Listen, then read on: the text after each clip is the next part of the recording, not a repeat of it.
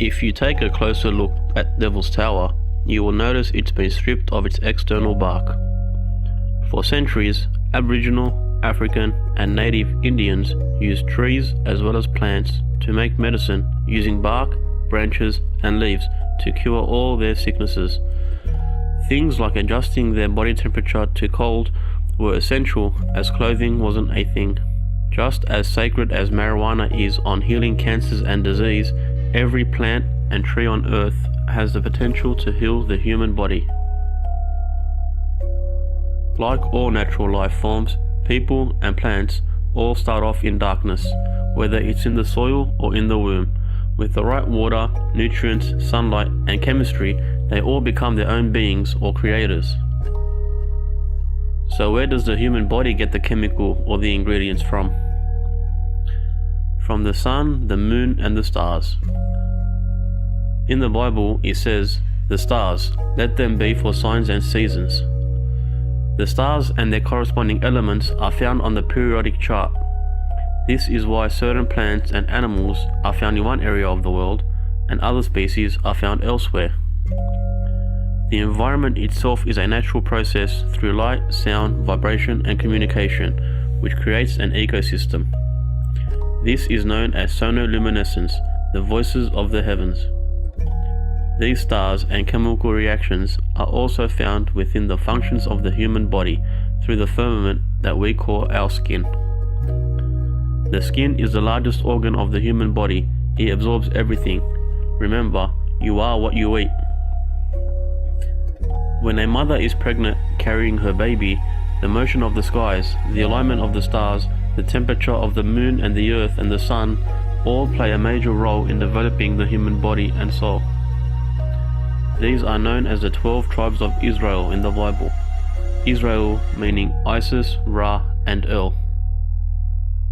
These are also our 12 zodiac signs or horoscopes. The stars are for signs and seasons. While your parents' DNA play the physical role to a certain extent, it's just like baking a cake. Adding ingredients actually comes from the elements of the stars above. The sun is the furnace and the end result is the firmament, the armor of God. Everything from a laugh, smile, or tear has as much chemistry to it as making a coffee. The process of deoxidization caused by the flood in Genesis created a stone age, a new age of material, like a caveman discovering fire. The people who learned to master the alchemy or the stars ended up writing our history. Enter the Freemasons. For example, DMT is made of branches and plays a major role in Masonic rituals. Also, in the construction of Tower of Babel, they had to use the furnace to make bricks. Now we know the Masons love to hide truth in plain sight, and they didn't fail us when it comes to the mimosa. Look here, in Horton Hears a Who, a mimosa flower.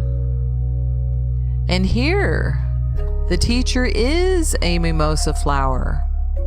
The mimosa teaching us. Teaching us. Did Dr. Seuss know? I would imagine so. I'm sure he smoked DMT. Dr. Seuss also wrote the Lorax, and look what it has in common with Horton Hears a Who. Mimosa flowers.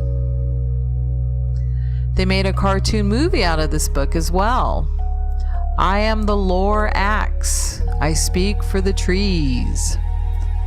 The tale of when the giant trees were cut until none were left, like today, with no giant trees. The lore, folklore, the story of the axe.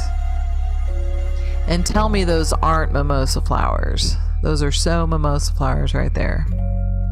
And the bears and the Lorax symbolize the creatures that people see when they smoke DMT.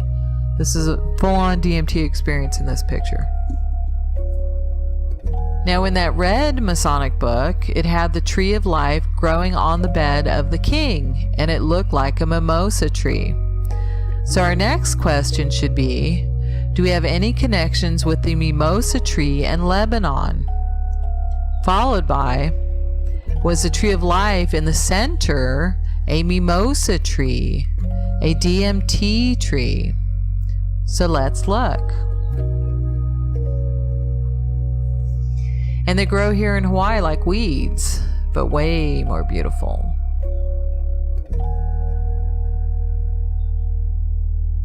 So I did some searching and found that the mimosa tree is called the sunt or sunt tree in the region of Phoenicia and is a shittim wood in the Bible. So I did find it in the area of Lebanon and Israel, and that it grows prolifically on the east bank of the Dead Sea, with Qumran just across on the west bank.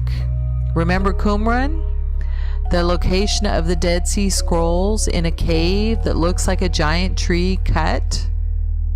So the acacia wood is the mimosa wood, and I looked to see if the cedar is connected to the acacia and if there is a genus that is mimosa. And look what I found. There is. So does this mean that the ringing cedars, the giant cedars cut, were mimosa cedars and not the traditional cedars depicted in the Lebanese flag? And guess what the national flower of Australia is? The golden wattle, or cedar. The golden wattle with mimosa flowers in yellow. Notice how it looks just like a yellow version of the mimosa. See, even the little leaves look like the mimosa. And that's why the thistle is the official flower for Scotland, because it looks like the mimosa as well, although it is not, mimicking mimosa. Truth hidden in plain sight. They worship this plant and make it their national flowers. I found this interesting. In the Philippines, it lists the acacia, A-K-A-S-Y-A, as a medicinal plant. Acacia is phonetically the same as acacia, A-C-A-C-I-A. Notice too, acacia looks very similar to ayahuasca, A-Y-A-H-U-A-S-C-A. Ayahuasca would be a form of DMT, but with added ingredients to extend the experience. Notice mimosa on the list as well, mimosa saman. So we can see here the acacia, the acacia, ayahuasca, DMT, and mimosa are all connected, and it's listed under medicinal plant, right? So it actually helps people. There is even a chocolate mimosa. Now tell me that ain't pretty. Wow. And the Japanese have a bonsai version. Also, I did a search on DMT and Masons, and it looks like the higher degrees, remember the higher degrees, the red book, use DMT in their ceremonies. From the Reality Sandwich article, in their daring book, Mushrooms, Myth, and Mithras, author Ruck, Hoffman, and Seldrin made a bold attempt to interpret the founding myth of Freemasonry in an ethnobotanical context, seeing in the allegory of Grand Master Hiram Abiff's raising a possible allusion to a ritualized harvest of acacia root. The murdered body of Hiram Abiff, a master mason and master of works on Solomon's temple, was raised from his resting place beneath an acacia sprig, which marked the spot to those who would be sent by King Solomon to search. After the interred corpse of Hiram was found, Solomon himself went to the site to recover the body. Feeling beneath the ground at the site of the acacia, the king felt Hiram's hand. In the process of recovering his corpse, he first used the grip of the entered apprentice, then that of the fellow craft, but twice felt the skin slipping off Hiram's hand. Finally, Solomon used the grip of the master mason to raise the corpse. In the ethnobotanical context, we feel that this myth is a description of a ritualized acacia harvest. We note that the subterranean root bark of acacia and mimosa species are known to contain high levels of dimethyltryptamine, an entheogen which is strongly psychoactive when extracted and inhaled, and which is easily combined with other sacred entheogenic plants and consumed as a potion.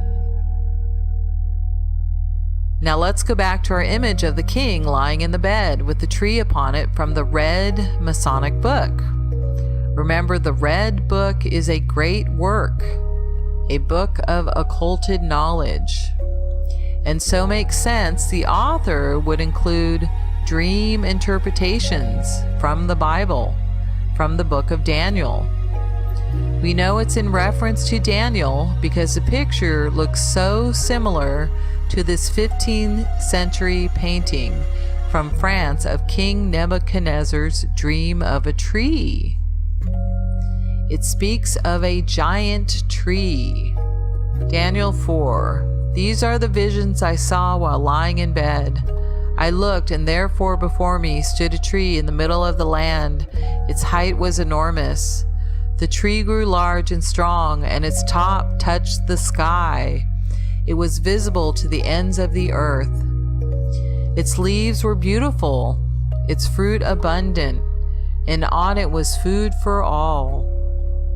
Under it the wild animals found shelter, and the birds lived in its branches. From every creature was fed.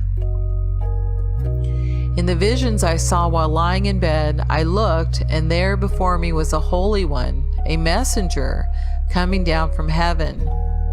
He called in a loud voice, "Cut down the tree and trim off its branches, strip off its leaves and scatter its fruit. Let the animals flee from under it and the birds from its branches. But let the stump and its roots, bound with iron and bronze, remain in the ground, in the grass of the field." Is this El Erez, the giant cedar of Lebanon, symbolic of the tree of life at the center of our world? Notice all the animals lived in the giant tree. Let him be drenched with the dew of heaven, and let him live with the animals among the plants of the earth. Let his mind be changed from that of a man, and let him be given the mind of an animal, till 7 times pass by for him. Does that mean we forgot? We're just remembering now? The decision is announced by messengers. The holy ones declare the verdict, so that the living may know that the Most High is sovereign over all kingdoms on earth, and gives them to anyone he wishes, and sets over them the lowliest of people. Daniel interprets the dream. Your Majesty, you are that tree. You have become great and strong. Your greatness has grown until it reaches the sky, and your dominion extends to distant parts of the earth. You will be driven away from people and will live with the wild animals. You will eat grass like the ox and be drenched with the dew of heaven. 7 times will pass by you for you until you acknowledge that the Most High is sovereign over all kingdoms on earth and gives them to anyone he wishes. The command to leave the stump of the tree with its roots means that your kingdom will be restored to you when you acknowledge that heaven rules. Therefore, Your Majesty, be pleased to accept my advice. Renounce your sins by doing what is right, and your wickedness by being kind to the oppressed. It may be that then your prosperity will continue. Your kingdom will be restored by doing what is right and renouncing your wickedness. Aleister Crowley, was known as the wickedest man alive. What does that make his followers? Followers of the left-hand path. Will they renounce their wickedness? Do what is right. And there is another peacock in the tree. Genesis 4. Cain and Abel. Where did Cain bury Abel? Looking at Baalbek and the following regions from a Google Maps satellite, it looks like a well dug up grave. It also looks like Baalbek might be the chest or the skull. You can easily make out the ribcage and a full spine with legs. The old skeleton bones even make up the roads. Baalbek is located on the opposite side of the Valley of the Holy Saints and close to the Syrian border. The only thing separating the Wadi an-Nubin and Baalbek is the giant mountain, or Al-Araz, which we are now learning used to be a giant tree. Like the Bible says, Cain worked in the soil while Abel worked the sheep. When looking at an aerial view of the Baalbek temple, it looks like a man walking his sheep. So when and why was it all done? The Maronite Christians, who for generations deemed themselves custodians of the site, told legends of the giants who had built the colossal platform. According to an Arabic manuscript found at Baalbek, Nimrod sent giants to rebuild it after the flood, whilst another tale relates that Nimrod rebelled against his god and built the Tower of Babel. Other legends associate Baalbek with the biblical figure of Cain, the son of Adam, claiming that he built it as a refuge after his god Yahweh had cursed him. According to the Maronite Patriarch of Lebanon, Estefan Dwayhi, tradition states that the fortress of Baalbek is the most ancient building in the world. Cain, the son of Adam, built it in the year 133 of creation, during a fit of raving madness. He gave it the name of his son Enoch and peopled it with giants who were punished for their iniquities by the flood. The local Muslims also believed that it was beyond the capability of humans to move the enormous stones of Baalbek.